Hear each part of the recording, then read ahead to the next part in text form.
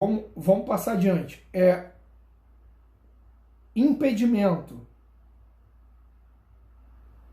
No 1521, alguma dúvida?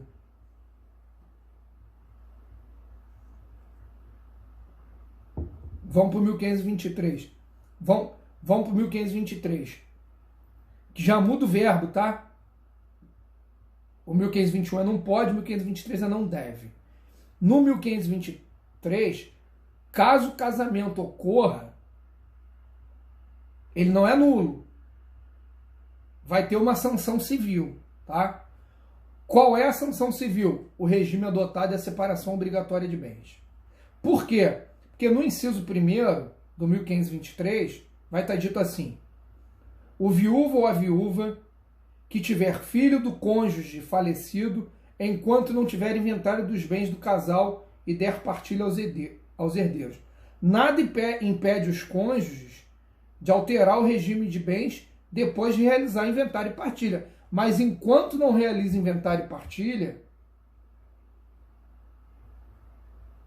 vai casar no regime de separação obrigatória dos bens. Não tem jeito. Por quê? Porque pode confundir os bens dos dois casamentos. Porque dissolveu a primeira sociedade conjugal e ainda não dividiu os bens. Como é que você vai entrar em outra para adquirir novos bens que podem ser confundidos com os primeiros? Então, o Código Civil te joga uma sanção. Casou, não partilhou, vai cair, isso vale também para a união estável, tá?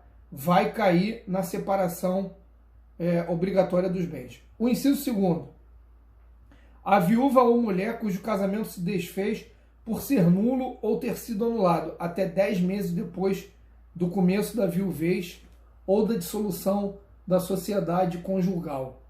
Aí no caso, né, por que 10 meses? Porque a gestação é de 9 meses. Né? E aí, esse inciso 2º, ele quer evitar a confusão de filiação. Entenderam isso? Por isso que ele joga 10 meses. Então, assim, descasou, para não cair no regime em que você confunda, quem é o pai, você tem que esperar 10 meses para se casar. Pode falar, Felipe.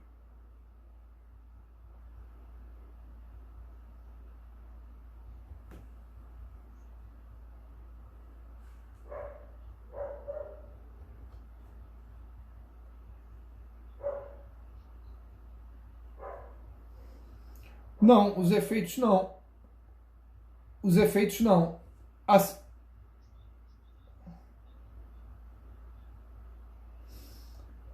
O que vai acontecer é que o regime patrimonial dos bens desse novo casamento vai ser necessariamente o regime da separação obrigatória dos bens, para que não haja essa confusão.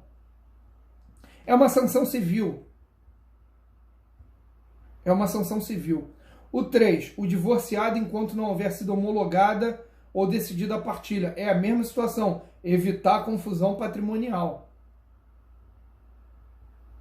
E depois a questão do tutor é evitar um aproveitamento inescrupuloso do aproveitador, porque o tutor, ele tem que... Nós vamos ter uma aula sobre tutela e curatela. O tutor, ele precisa, antes de se casar com tutelado ou curatelado, apresentar as contas em juízo. Em juízo. Ele precisa apresentar as contas. Se ele não apresenta as contas, não pode se casar.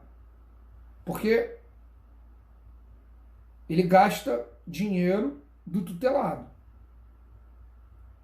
Ele tem que apresentar essas contas em juízo. Não apresentou as contas ainda e marca casamento. E aí pode, né, criar uma situação, porque a partir do momento que ele se casa, dependendo do regime escolhido, ele passa a ser titular dos bens do outro. Nós vamos ter uma aula só sobre regime patrimonial de bens aqui. Tá? Oi.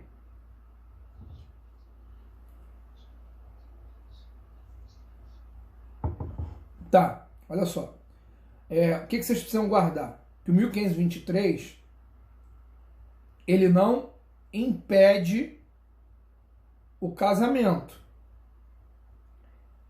Ele orienta que esse casamento não aconteça. Por quê? Porque nós temos aí causas suspensivas do casamento. Então, o 1523 é quando o legislador diz o seguinte para a sociedade: olha, você pode ter idade para se casar, você pode não estar nos impedimentos do 1521, ou seja, você pode não estar se casando com seu filho, com a sua nora, você pode não estar se casando com seu enteado, você pode não estar se casando, porque isso aí o 1521 proíbe. Se esse casamento acontecer, vai ser nulo. Você pode estar se casando com uma pessoa cujo casamento é legítimo. Exemplo: João casado com Maria. Esse casamento ele ocorre em 2008. Em 2020, eles fazem o divórcio.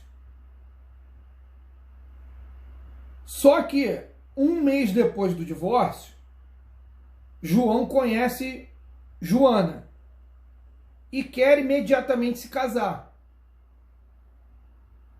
O que o legislador diz para ele? João, cuidado. Se você ainda não fez a partilha desse casamento, não se case. Faça primeiro essa partilha. E aí João diz: não, eu quero me casar. Beleza, vai ter uma sanção civil. Se não fez a partilha do casamento anterior, para não ter confusão patrimonial, vai se casar no regime de separação obrigatória de bens. Entendeu, Júlio? O 1523 é uma orientação. O que se quer aqui é proteger a prole do relacionamento anterior da confusão de patrimônio, ou proteger a própria pessoa da confusão de patrimônio.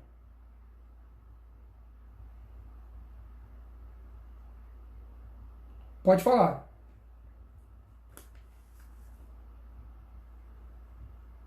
Quem ia perguntar aí?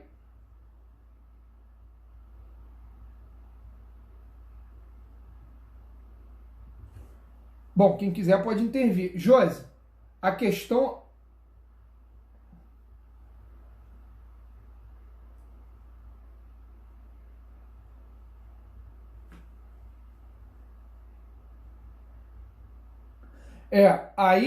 Aí a situação é a seguinte, olha, imagina só, João é casado com Maria. E nesse casamento, eles têm um apartamento de 1 milhão e uma joia de 1 milhão. Tá? Esse casamento terminou e eles estão em litígio. Só que logo depois, eles se entendem. E aí João vira para Maria e fala: Maria, fica com o apartamento que eu vou ficar com a joia. Então, eles têm patrimônio? Têm patrimônio. O que João e Maria, nesse caso, podem fazer? Podem peticionar juntos, dizendo que não vai haver nenhum prejuízo ao ocorrer esse novo casamento. Agora, eles vão ter que comprovar isso para o juiz. Porque às vezes o interesse não é só deles. Às vezes tem menores envolvidos. E aí, tendo menor envolvido, a situação fica um pouco mais complexa. Mas a gente está discutindo uma situação que o patrimônio, dividido entre os dois, eles podem peticionar e dizer: olha, embora haja essa preocupação com a questão patrimonial, não há prejuízo nenhum. E aí Se a ex-mulher concordar, tudo bem. Mas se ela disser, não, tem problema, vai cair no regime de separação obrigatória dos bens. O que eles vão poder fazer também, Bruno, assim que a partilha for realizada para o futuro, peticionar. Olha, estamos no regime de separação obrigatória dos bens, porque foi o regime na altura do casamento, só que hoje a partilha já foi feita. Então estamos peticionando ao juiz, aí vai ser o juiz da vara de família do domicílio deles, né? Ou, no caso, o juiz que decretou o divórcio, fez a partilha, solicitar ao juiz que o regime de bens seja substituído por outro. E aí eles vão dizer qual é que eles querem. Né? Existem 4 e 1/5 de escolha livre, onde você pode juntar todos eles. A gente vai ver isso aqui. Tem uma questão interessante no 1524, que eu botei aí para vocês, que diz assim: as causas suspensivas da celebração do casamento podem ser arguídas pelos parentes em linha reta de um dos nubentes, sejam consanguíneos ou afins, e pelos colaterais em segundo grau, sejam também consanguíneos e afins. Qual é o interessante do 1524? É que ele é diferente, ele mostra para vocês a diferença do 1523 com o 1521, porque o 1521 ele é tão impactante para a sociedade que qualquer um pode. O Ministério Público pode. É interessado. Por quê? Porque é uma norma cogente. Aqui não. Aqui o rol de pessoas que podem arguir já são menores. Isso demonstra para a gente a diferença entre o 1521 e o 1523. 1521, uma norma cogente que impede o casamento por questões morais, por exemplo. Tabu do incesto. Pai não pode casar com filho. Irmão não pode casar com irmão. Isso é incesto. Já o 1523 é uma orientação jurídica e uma causa supletiva que leva os novos cônjuges a um regime específico de casamento. Beleza? E aí, eu mandei para vocês uma questão da OAB para a gente trabalhar nessa aula de hoje, que é a questão de Luciano. Vocês lembram dessa questão?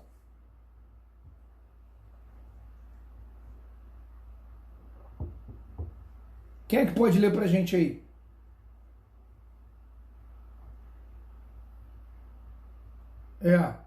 Quem é que pode ler essa questão aí do Luciano? Beleza. Gente, presta atenção, porque eu estou tentando juntar o conteúdo da UCAN com aquilo que cai na OAB. Vocês estão entendendo que eu estou fazendo isso? Estou tentando linkar. E aí, não é só responder. É tentar demonstrar para vocês como é que se responde. Lê aí a questão. Todo mundo sabe que a resposta certa é a letra A, né? Pelo amor de Deus. Ou não?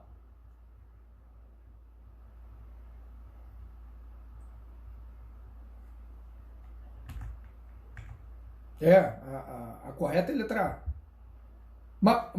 Mas lê aí a pergunta.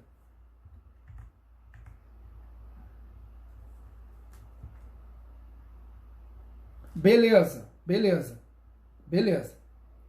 Todo mundo me ouve, gente? Respondam aí para eu saber se está todo mundo aí, porque isso é o que... Beleza. Ó, Luciano estável, união estável com Marina. O que você vai fazer? Você vai pegar L de Luciano lá na tua prova da OAB, vai riscar do outro lado e vai colocar o M de Marina. E vai escrever em cima união estável. É a primeira coisa que você vai fazer. Vai lá, continua aí. Beleza. Então vocês vão puxar um negocinho para baixo e vão escrever Vitória. Façam isso aí, gente. Vai lá, continua.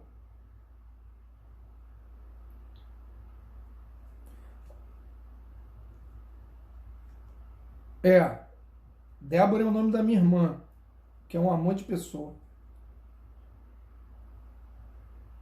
Vai, pode.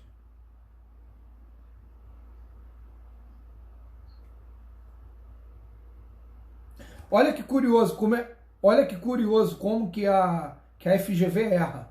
O nome correto jurídico para término de união estável é dissolução, tá? É dissolução. Mas beleza, usou separação, dá para entender. Eles separaram. Agora, olha só. Olha só. Separação é um instituto jurídico que extingue o regime de bens. Eu só estou explicando isso para vocês só para dizer como que a FGV erra. Separação é um instituto jurídico que extingue o regime de bens. A partir do momento que o Luciano se separa de Marina, extingue o regime de bens. Não significa que eles dissolveram a união estável, tá? Mas vamos entender que a FGV errou e está dizendo que a união estável foi dissolvida. Vamos entender assim, tá? Então, assim, o que aconteceu aí foi a dissolução da união estável. Como é que se dissolve a união estável? Em cartório ou na justiça. Você não dissolve a união estável mandando um e-mail para a pessoa. Como você também não se divorcia mandando e-mail. Você se separa mandando e-mail, que é uma crueldade tremenda. Tem gente que termina por WhatsApp. Pelo amor de Deus, não façam isso. Mas acontece. Mas voltando para a questão, volta aí para a questão.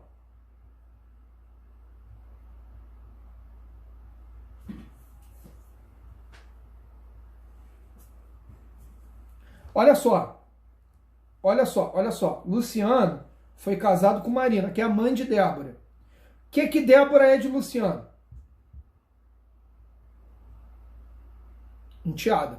Qual é o parentesco que Luciano tem com Débora?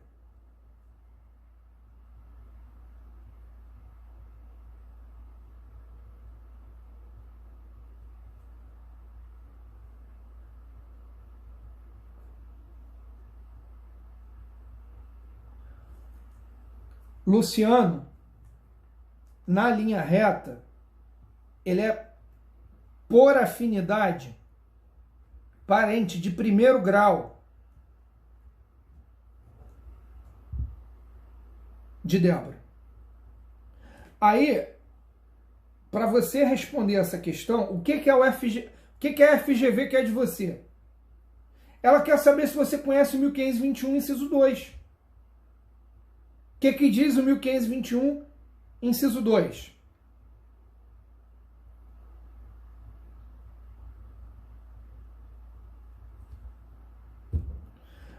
Só que ela quer que você combine isso com o 1595, parágrafo 2º. O que diz o 1595, parágrafo 2º?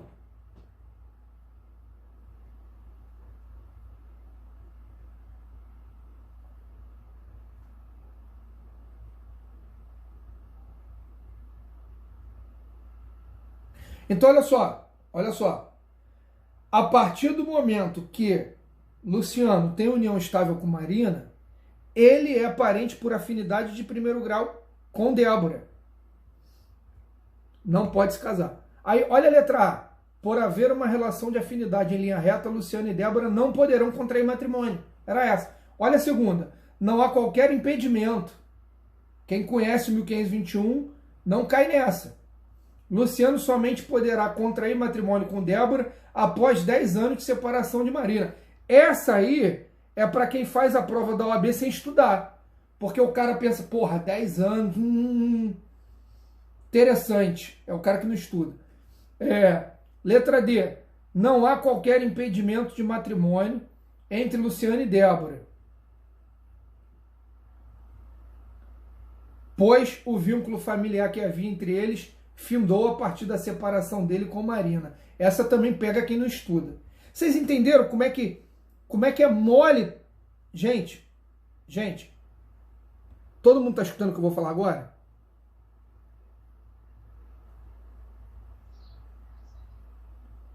Gente, é mole passar na OAB. Mole. Passar na OAB é brincadeira de criança. Só tem que fazer uma coisa na vida. Tem que estudar. É só isso. É só isso. Você combina. Ó, eu diria para vocês, 70% da prova, tem 80 questões, tem? Mas 60 é combinação de 2 artigos. É trabalhosa. 60% da prova é combinação de 2 artigos. Aí ela pega quem não caminha bem em relação à Constituição, entendeu? E raciocínio jurídico ajuda muito.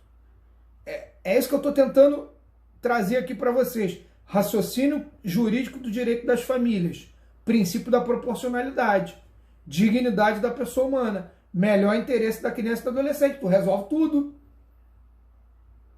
Tu consegue até... Agora, pega uma questão dessa aí da OAB. Por haver uma relação de afinidade em linha reta, Luciana e Débora não poderão contrair matrimônio. Você fez aula de direito de família, não sabe o que é linha reta, não sabe o que é parentesco por afinidade, não consegue responder essa questão. Aí se ferra, vai pro chute. Eu vou, faltam 8 minutos, antes de fechar, pontuar só uma coisa para vocês. Tem um filme que eu assisti que marcou muito a minha... o meu pensamento de vida. Aí eu tô pegando, Felipe e Gustavo, aquela discussão meio de maluco que a gente estava tendo lá na semana passada, que foi muito interessante. Quando acabar tudo isso, a gente vai fazer uma festa naquela quadra lá de Santa Cruz. Infelizmente, eu acho que quando acabar, vocês não vão estar mais na faculdade, porque a previsão é que esse negócio aí só vai acabar quando descobrir vacina ou remédio. E só se descobre isso dentro de uma coisa chamada ciência. E ciência demora. Ciência requer pesquisa, requer dados. Você não consegue encontrar cura e nem vacina da noite para o dia. Isso vai vir em meses. Tá? Como é o mundo todo que está procurando, provavelmente vem antes do que viria em pesquisas normais. Mas mesmo assim, meses para a gente sair dessa situação. Mas olha só, tem um filme chamado A Chegada, é de extraterrestre. Já viram? Já viram? A Chegada. Não? Vejam. Qual é a questão desse filme? Esse filme, ele altera... Eu não vou dar spoiler não, porque o filme é bom, vale a pena. Mas eu vou falar divagando aqui. Esse filme, ele altera a relação de tempo. E ele traz uma reflexão pra gente. Isso que ele me deixou meio... Pô, termina esse filme meio cambaleando. Ele altera a relação de tempo da vida humana. Então, por exemplo, a nossa relação de tempo é uma relação de tempo linear, de presente, passado, não, passado, presente e futuro, certo? Não é isso? Não tem como ser diferente. Porque é assim que a gente aprende, é assim que a gente vive. Cara, esse filme ele faz a gente refletir que, na verdade, tudo na nossa vida já aconteceu. Tudo. Tudo já aconteceu. É meio louco. Mas isso serve para vocês refletirem sobre a vida de vocês. O que eu estou dizendo para vocês é o seguinte. Vocês já fizeram a prova da OAB e já tiveram o resultado que terão. Vocês já começaram a advogar ou não começaram. Vocês já se casaram ou não se casaram. Vocês já têm 80, 90 anos de idade. Por quê? Porque se a gente aplica critérios racionais para medir a nossa vida, tudo já aconteceu. Vocês estão entendendo a loucura do que eu estou falando? Eu não vou nem botar isso na internet, porque senão eu vou ser preso. Mas vocês entenderam a maluquice disso? Entenderam? Pessoal que está em silêncio aí, respondam, gente. Entenderam? De verdade?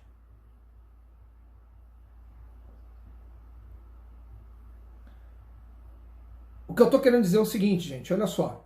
Olha só. Ô, Bruno, a profundidade disso é a seguinte. Olha só. Olha só. Olha só. A profundidade disso é a seguinte. Nós, seres humanos, temos um comportamento. Então, o pool de situações que vai acontecer com a nossa vida diante desse comportamento já está definido. Já está definido. Não só pelas nossas escolhas, mas como pelas possibilidades que nossas vidas nos apresentam. Exemplo. Não está como possibilidade na minha vida ganhar uma medalha de ouro numa Olimpíada, pô. Não vou disputar a Olimpíada nunca. Não está como possibilidade na minha vida ser dono de uma empresa de petróleo. Isso provavelmente está como possibilidade na vida do Thor Batista. Na minha não está. Esse filme, ele está dentro de uma filosofia. Por que não vai em Nietzsche, Bruno? Porque você vai num cara de 1963, tem uma tese de doutorado chamada... o nome do cara é Edward Lorenz. É o efeito borboleta. Tem inclusive um filme chamado Efeito Borboleta que está baseado na teoria do caos que vem do Edward Lorenz, que diz o seguinte: o simples bater de asas de uma borboleta pode causar um efeito do outro lado do universo. Ou seja, o que vai acontecer na vida de vocês já foi decidido por vocês. Vocês só conseguem mudar se vocês alterarem o comportamento de vocês. Se vocês não alterarem, o pool de escolhas e de mudança é muito pequeno. Vou citar um exemplo. Um marido que trai a esposa, ou uma esposa que trai o marido, já escolheu como é que vai ser o fim desse casamento, porra. Já escolheu. Só falta acontecer. Vai acontecer em algum futuro. Vou citar um outro exemplo. Um aluno que vai à aula, mas não estuda. Ele já escolheu o futuro dele. Você não precisa do futuro para saber o que vai acontecer. Vocês entenderam a profundidade disso? Ou seja, se você que está estudando direito vai ser um juiz de direito ou nem vai passar na OAB, você já escolheu. Porque o cara que vai ser juiz estuda 12, 15 horas por dia. Desde sempre. Vocês entenderam a profundidade disso? Ou seja, o seu futuro você já escolheu. Você já decidiu qual vai ser. Só falta viver. Mas o que vai acontecer com você daqui a 1 ano, 2 anos, 3 anos, já está decidido pelo teu comportamento de hoje. Entenderam a profundidade disso? Entenderam?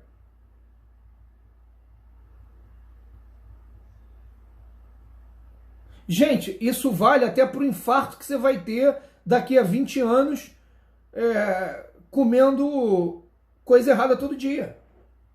Você já decidiu que você quer morrer de infarto. Só falta o infarto chegar. Eu já decidi que eu quero ter um probleminha com a cirrose. Só falta ela vir. Entendeu?